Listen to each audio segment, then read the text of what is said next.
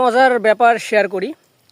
So আমাদের campus এরিয়ারও campus এরিয়ার মধ্যেই এগুলো, কিন্তু অনেক পাহাড়ি জায়গা পথ অতিক্রম করে প্রায় 2 ঘন্টা আমরা রাস্তা হাঁটছি।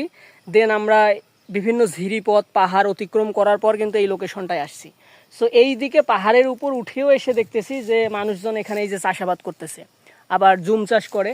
আর ওই দিকে আমার পেছনে দেখুন, ওই দিকে কিন্তু কিছু পাহাড়িদের বসবাস আছে।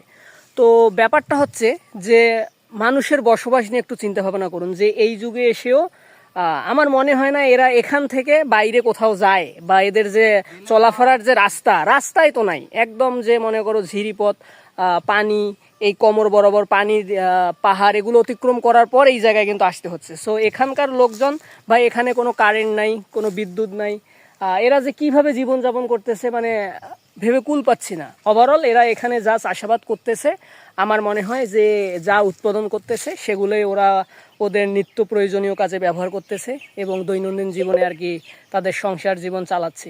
সো জীবনটা একবার জাস্ট ভেবে দেখুন যে এই লোকেশনে আসতে আমাদের সময় লাগলো প্রায় 2 ঘন্টার মতো, ঠিক আছে। সো পুরো এরিয়াটা হচ্ছে পাহাড়ি এলাকা এবং হচ্ছে ঝর্ণার পাদদেশ বরাবর এই রাস্তাগুলো অনেক, এই যে বুক বরাবর কিন্তু পানির মধ্য দিয়ে হেঁটে এই এরিয়ার মধ্যে আসতে হয়েছে। সো এখানে এসেও দেখতেছি যে পাহাড়িদের জনবসতি বা বসবাস। সো তারা কিভাবে বসবাস করতেছে একবার ভেবে দেখুন। কোনো বিদ্যুৎ নাই, কারেন্ট নাই, তাদের জীবনটা কত কঠিন। কিন্তু সত্যি একটা মজার ব্যাপার হচ্ছে যে তারা আসলে প্রকৃতিকে একদম কাছ থেকে উপভোগ করতে পারতেছে। এই লোকেশনগুলো জাস্ট দেখুন, মুখে বলার মতো না, সত্যি অসাধারণ একগুলো প্লেস আমাদের চবি ক্যাম্পাসেই।